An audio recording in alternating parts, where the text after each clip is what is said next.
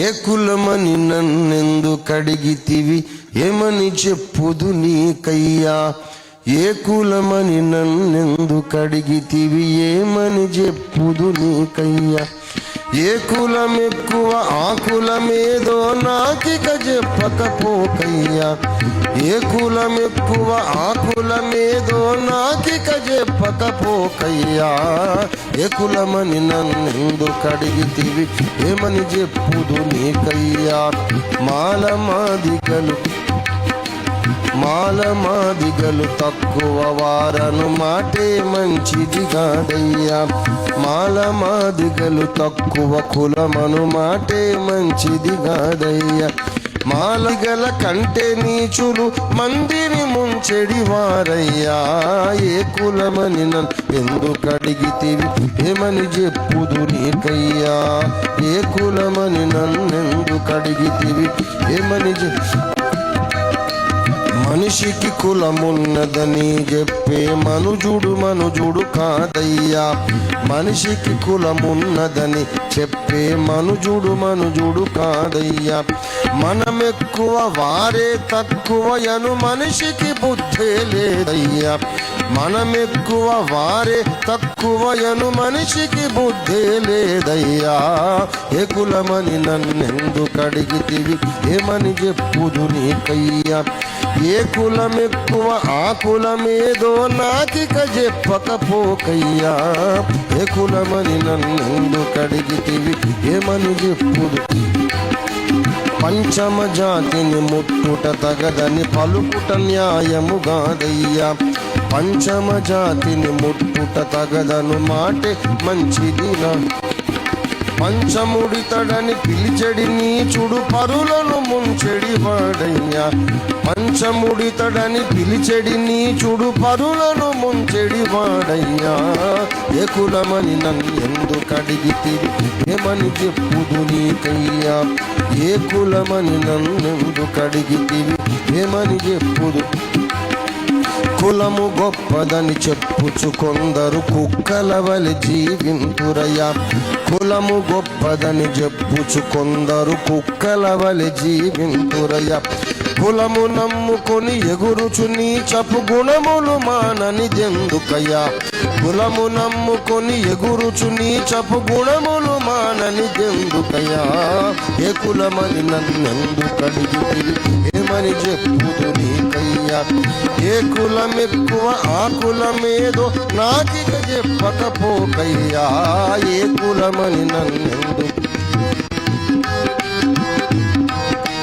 మాదిగ తెచ్చిన కళ్ళు ద్రాగితే మానము బోధని ఊర్లలో ఆ తాటాకు దొన్నులు పట్టుకొచ్చి కళ్ళు పోసేది మాదిగలే.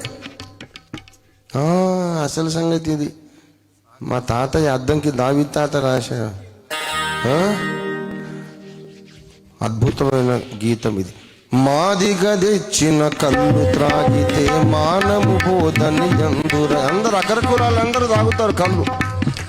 పోసేటోడు మాదిగా. మాదిగ తెచ్చిన కళ్ళు త్రాగితే మానము బోధని ఎందురయ్యా. మాదిగ తెచ్చిన కళ్ళు త్రాగితే మానము బోధని ఎందురయ్యా. మాల మాదిగల ముట్టితిమంటే మైలను పడితిమి ఎందురయ్యా. మాల మాదిగల ముట్టితిమంటే మైలను పడితిమి ఎందురయ్యా. ఏ కులమని నన్నెందుకడిగితివి ఏమని చెప్పుదు నీకయ్యా. ఏ కులం ఎక్కువ ఆ కులమేదో నాకిక చెప్పకపోకయ్యా. ఏ కులమని నన్నెందుకడిగితివి ఏమని చెప్పుదు నీకయ్యా.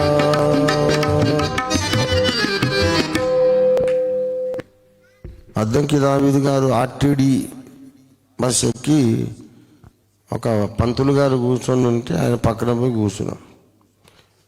పంచకట్టు పైన నల్ల కోటు సంకలో బైబిల్ సంచి అంతా పెట్టుకొని ఆర్టీడీ ఉండేది. అప్పుడు ఆర్టీసీ లేదు.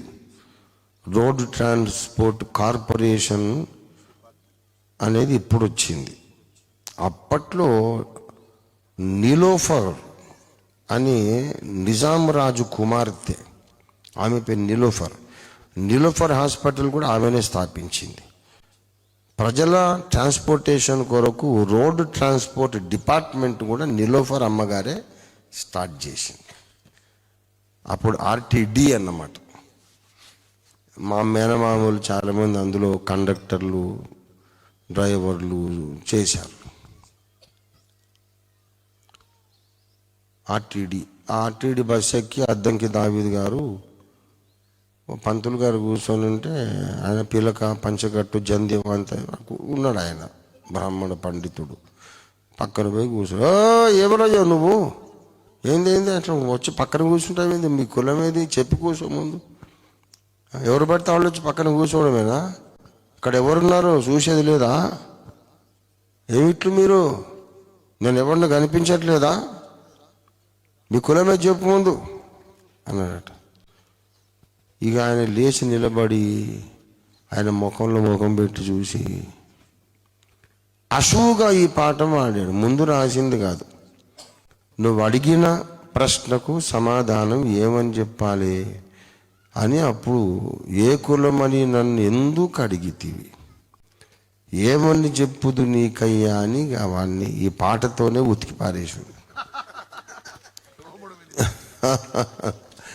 ఆయన అయ్యా అడిగినందుకు క్షమించు, నేను అడిగినందుకు బుద్ధి తక్కువైంది బాబు, నువ్వెవరో కానీ సరస్వతీ పుత్రుడివి, ఈ పాట నువ్వు ఇప్పుడే రాసినావా ముందే అంటే, నేను ముందెక్కడదయ్యా, ఇప్పుడు నువ్వు అడిగితే దానికి జవాబే ఈ పాట ఇప్పుడు పాడానంటే, అరే నువ్వు సరస్వతీ పుత్రుడివి, సరస్వతి కటాక్షం ఉన్నది నీ నోట్లో,